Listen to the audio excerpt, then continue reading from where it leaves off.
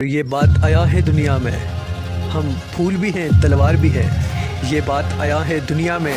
ہم پھول بھی ہیں تلوار بھی ہیں۔ یا بزم جہاں مہکائیں گے یا ہوں میں نہا کر دم لیں گے۔ بسم اللہ الرحمن الرحیم۔ السلام علیکم ورحمۃ اللہ۔ میں ہوں آپ کا میزبان فضل دادوان۔ آپ دیکھ رہے ہیں اپنا یوٹیوب چینل اور فیس بک پیج۔ آج بات کریں گے جی، بہت سارے ایشوز ہیں جو کرنٹ افیئرز ہیں جن پہ ہم نے بات کرنی ہے، جن میں سر فہرست ہے پبلک پروٹیسٹ۔ عوامی احتجاج اس قدر زور پکڑ چکا ہے اور اس شدت پہ جا چکا ہے جس خوف کا اظہار میں پچھلے کچھ ولاگ سے کرتا آ رہا تھا، جس چیز کا ایک ڈر تھا اور آپ لوگوں کو بھی میں مسلسل بتاتا جا رہا تھا، اور ارباب اختیار ہیں جو ان تک بھی اس میسج کو کنوے مسلسل کر رہا تھا کہ اگر یہ معاملات ایک دفعہ شروع ہو گئے تو پھر یہ کسی کے کنٹرول میں بھی نہیں رہیں گے حالات، پھر ان کو سنبھالنا اور ان کو قابو کرنا بہت مشکل ہو جائے گا۔ اس پہ بات کریں گے کیا کچھ ہوا، کیا نئی ڈیولپمنٹس ہے اور کیا ہونے جا رہا ہے۔ سب سے اہم بات کہ کیا ہو رہا ہے اور کیا ہونے جا رہا ہے، اس پہ بات کریں گے۔ اس کے بعد بات کریں گے کہ یہ جو ایشو ہے سائفر والا معاملہ ہے، یہ سائفر کی حقیقت کیا ہے، کیونکہ آپ کو یہ بھی جاننا ضروری ہے کہ یہ اصل معاملہ کیا ہے سائفر کا، اس پہ بھی بات کریں گے۔ اور پھر بات کریں گے یہ جو بل آفیشیل سیکرٹ ایکٹ، جس پہ کچھ دن پہلے ہم نے آپ سے پچھلے ولاگ میں بات بھی کی تھی کہ پریزیڈنٹ صاحب نے جو لیٹر ان کو جو آیا تھا ایک بل آفیشیل سیکرٹ ایکٹ، اور جو انہوں نے ٹویٹ کیا تھا اس پہ کہ وہ سگنیچر میں نے نہیں کیا، اور وہ جو بھی معاملہ تھا وہ آپ کو بتائیں گے کہ بل آفیشیل سیکرٹ ایکٹ وہ اصل کہانی کیا ہے۔ اور عمران خان صاحب جو ہے وہ اسی سائفر کے معاملے میں وہ گرفتار ہیں، شاہ محمود قریشی اور دیگر لوگ بھی، تو وہ ہم آپ کو بتائیں گے کہ کب تک ان کی بھی رہائی ممکن ہے اور آخر یہ معاملات کہاں تک جائیں گے، اس پہ بھی بات کریں گے۔ تو بات کا آغاز کرتے ہیں۔ سب سے پہلے پبلک پروٹیسٹ، عوامی احتجاج جو شروع ہے، اس میں پورے پاکستان میں اس وقت یہ معاملہ جو ہے زور پکڑ چکا ہے اور معاملات ایک حد سے آگے نکل گئے ہیں۔ ہم مسلسل اس بات پہ زور دیے جا رہے تھے کہ خدا را ان چیزوں کو دیکھو۔ جو گزشتہ پی ڈی ایم کی حکومت تھی اس سے تو ہم مسلسل ایک ان کی ریکویسٹ ان کو کر رہے تھے بار بار کہ ان چیزوں کو دیکھو، ان پہ کنٹرول کرو تھوڑا سا۔ یہ اگر عوام جو ہے اس نے اگر فیصلے خود کرنا شروع کر دیے، اگر اس نے قانون کو جو ہے اپنے ہاتھ میں خدا نخواستہ لینا شروع کر دیا تو پھر معاملات بہت زیادہ خطرناک، کیونکہ ہمارا یہ جو خطہ ہے، یہ وطن عزیز ہمارا، یہ ملک، یہ کسی بھی اس طرح کے معاملے کا متحمل ہو نہیں سکتا، کیونکہ ہم لوگوں نے بہت دیر تک فائٹ کی ہے دہشت گردی کے خلاف، ہم نے بہت قربانیاں دی، ہم نے جانی مالی بہت سارا نقصان ہم نے اٹھایا دہشت گردی کی جنگ میں ہم نے جو لڑی۔ تو بڑی دیر کے بعد، بڑی مشکل کے بعد ہمارے ملک کے حالات اس حوالے سے، لا اینڈ آرڈر کے حوالے سے الحمدللہ بہتری کی طرف نکلے ہیں۔ تو جس طرح سے ہم نے معاملات کو پھر سے ایک خراب کرنا شروع کر دیا ہے، تو یہ بہت ہی الارمنگ سچویشن ہے۔ پورے ملک بھر میں احتجاج شروع ہیں، اور یہ جو الیکٹریسٹی کے بلز کے خلاف جو احتجاج ہو رہے ہیں پورے پاکستان میں ہو رہے ہیں۔ اسپیشلی گزشتہ روز آزاد کشمیر میں ایک بہت بڑے نمبرز میں پبلک نکلی، پہیہ جام ہڑتال بھی تھی اور اس میں شٹر ڈاؤن ہڑتال بھی تھی، جو کہ یہ تاجر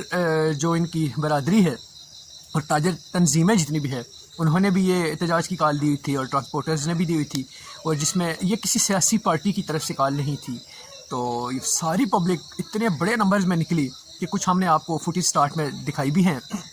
جس طرح سے عوام اس میں آئی اور وہاں پہ جس طرح سے انہوں نے احتجاج ریکارڈ کروایا، کیونکہ وہ ایک غصہ ان کے اندر۔ اچھا، آپ کو یہ بات سمجھنے کی ضرورت ہے کہ اگر کوئی سیاستدان جو ہے نا، اگر کوئی پولیٹیکل لیڈر کال دیتا ہے پبلک کو کہ آپ نکلیں احتجاج کریں، اس کا ایک نظریہ ہے، اس کا ایک بیانیہ ہے، وہ کسی چیز پہ عوام کو نکال رہا ہے، اس کے پیچھے اس کے اپنے مقاصد ہو سکتے ہیں، ہزار معاملات ہو سکتے ہیں، اور اگر کسی سیاسی پارٹی کا احتجاج ہے تو اس کو آپ کنٹین بھی کر سکتے ہیں، کنٹرول کرنے کی کوشش کر سکتے ہیں اور آپ اس کو سنبھال سکتے ہیں۔ لیکن اگر پبلک خود سے نکلے گی، اگر پبلک بھوک سے نکلے گی، یعنی کہ آپ یہ دیکھیں نا کہ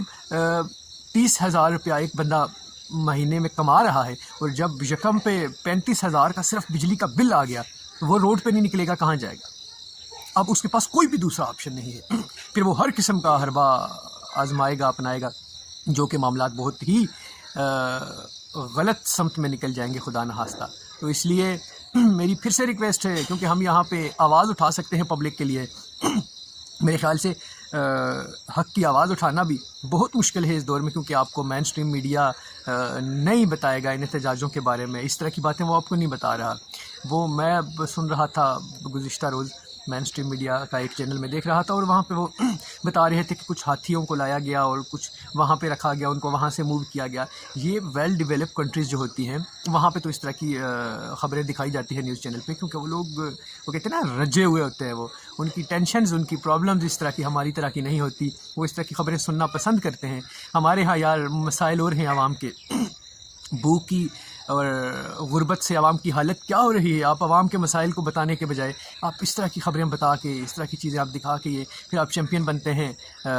آزادی صحافت کے علم بردار آپ بنتے ہیں، ہیومن رائٹس کے چیمپئن جو لوگ بنتے ہیں، انسانی حقوق کے چیمپئن بنتے ہیں۔ آج انسانی حقوق کی پامالی نہیں ہو رہی، لیکن تم آواز نہیں اٹھاؤ گے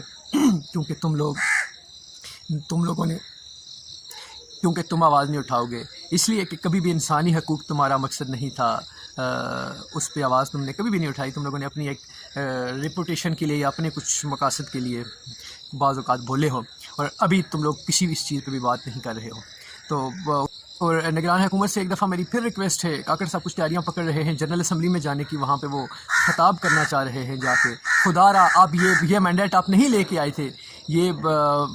وہاں پہ جانے والا جنرل اسمبلی آپ کو مینڈیٹ جو ملا ہے وہ صرف اور صرف 90 دن کے اندر صاف اور شفاف الیکشن کروانے کا ہے، لیکن آپ نے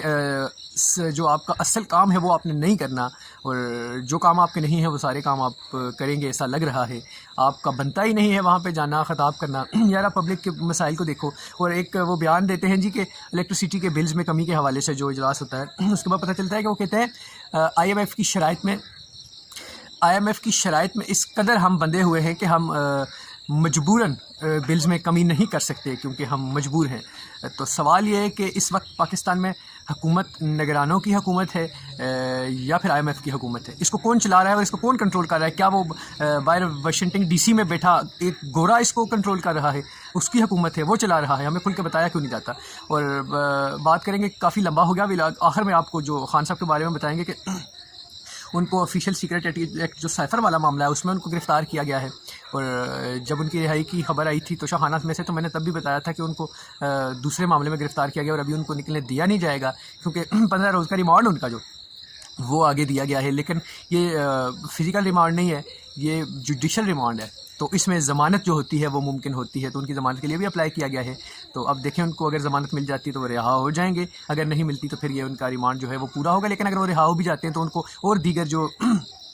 ان کے جو جتنے بھی کیسز ہیں القادر ٹرسٹ والا یا دوسرے تیسرے، ان میں کسی میں بھی ابھی ان کو گرفتار کیا جا سکتا ہے، اتنی آسانی سے بھی ان کو رہائی ملتی ہوئی نظر نہیں آ رہی ہمیں۔ تو لمحہ بلمحہ ہم آپ کو باخبر رکھے ہوئے ہیں، آپ چینل کو لائک اور سبسکرائب لازمی کریں، ہماری بھی حوصلہ افزائی ہوتی ہے اس سے۔ تو بڑی محنت سے ہم آپ کے لیے اس طرح سے خبریں لاتے ہیں، اور بڑی جرأت کے ساتھ ان کو بیان کرنا پڑتا ہے آپ کے سامنے۔ تو اگلے ولاگ تک کے لیے دیجیے اجازت، آپ کا میزبان فضل دادوان۔ السلام علیکم ورحمۃ اللہ۔